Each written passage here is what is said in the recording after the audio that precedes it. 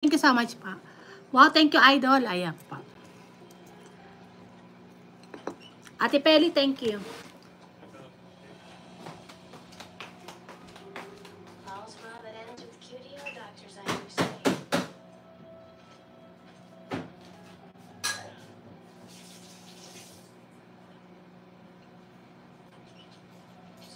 Doctors take deliveries.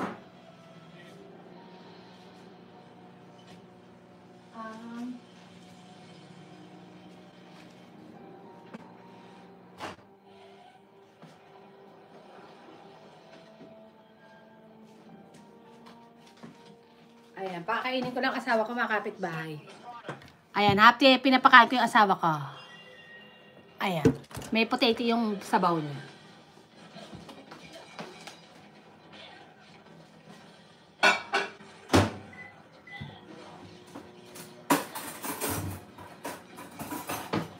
Ayan, tsaka Hazel Vlog, thank you so much pa.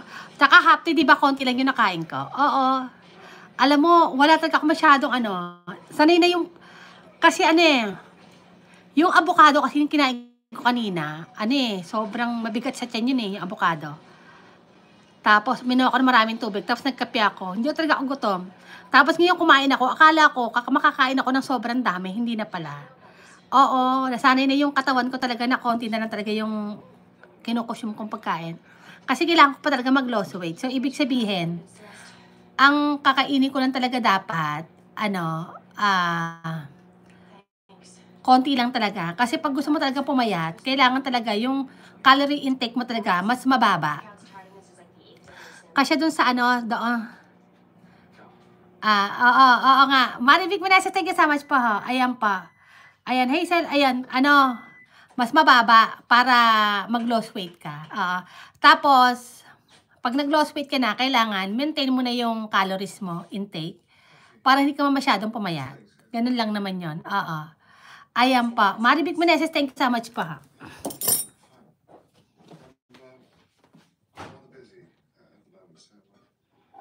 Ayan.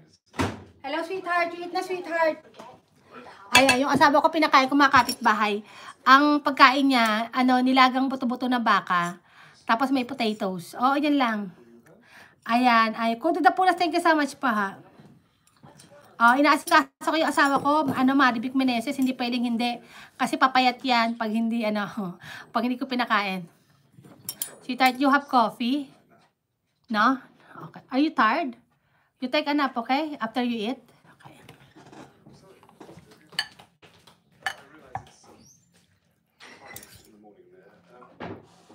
I'm trying to reach Deirdre Page. My name is Rupert Giles. It's very important. Tapos, ano pa ba? Sweetheart,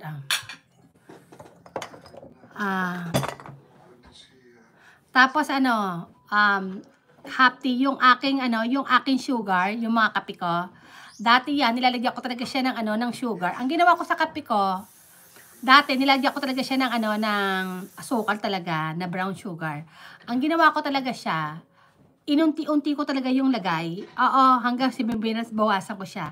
Hanggang sa yung lasa niya, naging matabang-tabang talaga siya. Hanggang sa matabang-tabang, hanggang sa hindi ko na siya nilagyan ng asukal. So, ngayon, sanay na ako ng kape na walang asukal. Nilalagyan ko na lang siya ng creamer. So, ang iniinom ko talagang kape, so na lang, coffee at creamer na lang, yung brewed. Pero, minsan nag-cheat ako. Oo, nag-cheat ako talaga. Kasi minsan talaga, kailangan mo talaga ng sugar din sa katawan mo. So, uminom ako ng kape, yung 3-in-1. Pero, minsan lang yon. Once in a blue moon talaga. So, pero yung kape binibili ko, mga kapitbahay, sobrang tabang niya. Oo, matabang siya.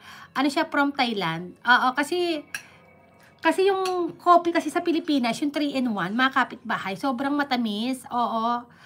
Sobrang matamis. Ngayon, tinaray ko yung Thai, yung from Thailand, na kape, mas matabang siya, mga kapitbahay, hindi talaga siya matamis. Oo.